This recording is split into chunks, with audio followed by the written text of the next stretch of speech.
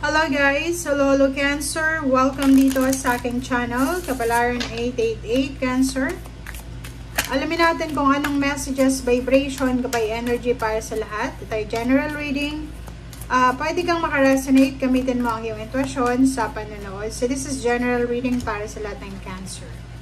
Okay Cancer, first card mo dito is wellness.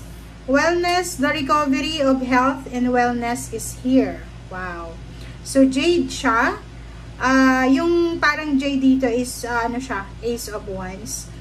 Sinasabi isang exciting news, isang exciting na sitwasyon ang posibleng makuha mo. So, pwedeng makarecover ka sa mga health problems or sa kung ano man na problema na pinagdadaanan mo.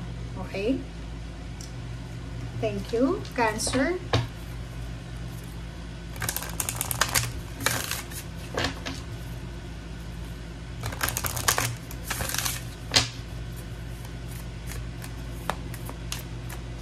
Okay.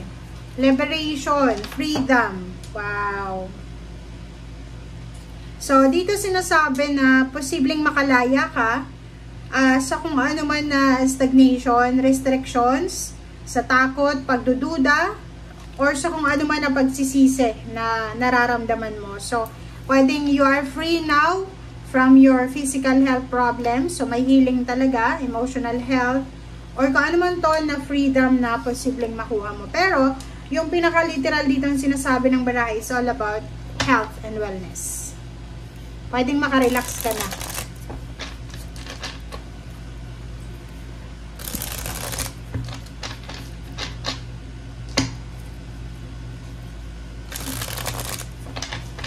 Okay.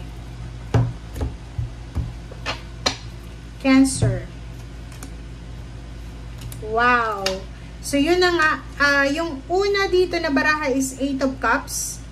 8 of Cups is posibleng emotional withdrawal to. Emotional withdrawal, abandoning the situation.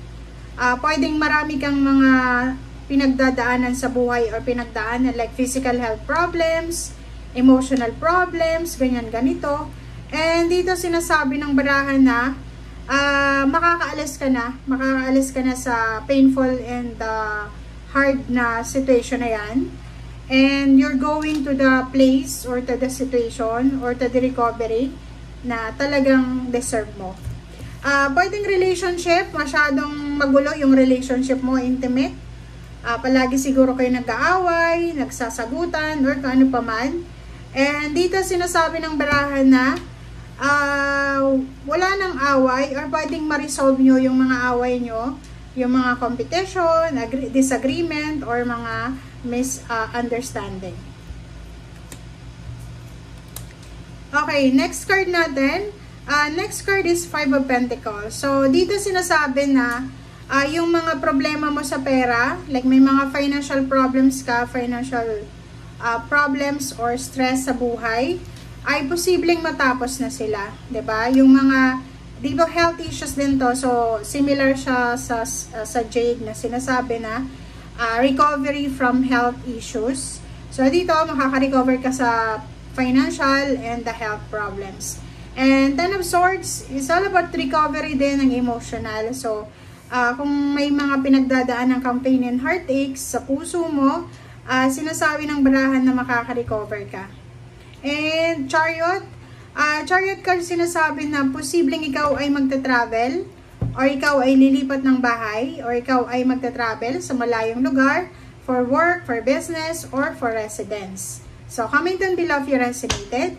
And Chariot is about recovery, transformation, pagbabago talaga to is change. So, sinasabi na magbabago yung health regimen mo, yung lifestyle, yung emotional approach mo, yung mindset mo. Okay? Okay, Knight of Swords. Wow, 2 Knights. So, marami tayong balita na posibleng matatanggap. So, pwedeng balita from air signs, Gemini, Libra, Aquarius, or balita from fire sign, DUR, Sagittarius. So, yung balitang yan, it's either money, it's either scholarship, it's either trabaho yung i-offer sa atin, or any communication, or yung iba chismis lang. Okay. Nakikita ko sa'yo dito na sinasabi ng baraha may zero the fall na yung mga obligasyon mo sa buhay siguro ay posibleng tapos na.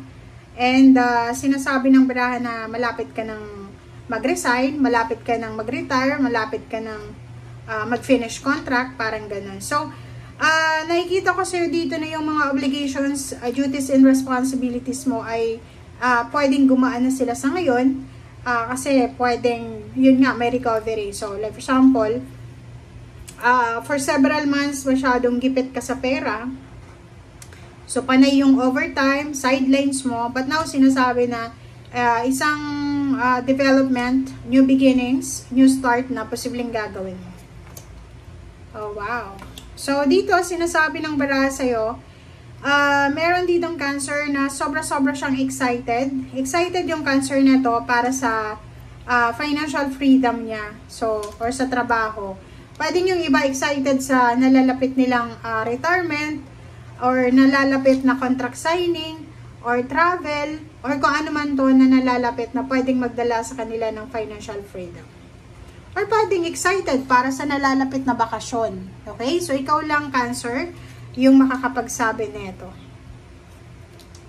Okay, next card natin is 8 of Pentacles and the Devil. Mag-iingat lang yung ibang Cancer kasi posibleng sa loob ng trabaho, maraming temptation dyan, lalo na kung may katrabaho kang Capricorn.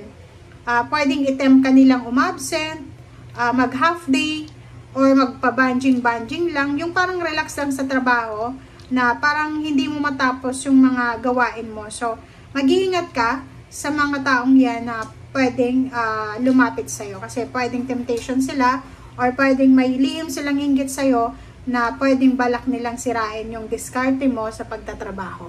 Okay? So, yun. Lovers, may wedding anniversaries, may birthday celebration ng Cancer sa susunod na mga buwan.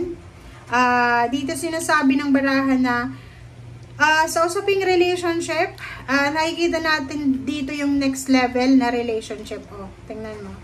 Kung makikita mo dito, meron ditong Cancer na posibleng maraming pagkakataon na pwedeng magkabalikan sila ng ex niya, ng manliligaw niya, parang ganun. So, mag-isip ka daw, nandito yung The Hermit and King of Swords, mag-isip ka ng mabuti. Kailangan mong maging matalino sa mga decision making mo, Cancer. Kasi, yun na nga, pwedeng, etong gustong bumalik sa'yo ay niloko ka na dati, diba? So, huwag kang magpaloko ng ilang beses. So, The Hermit, sinasabi lahat ng decision mo ay kailangan mong pag-isipan, kailangan mong i-double check. Okay? Thank you guys for watching. Bye!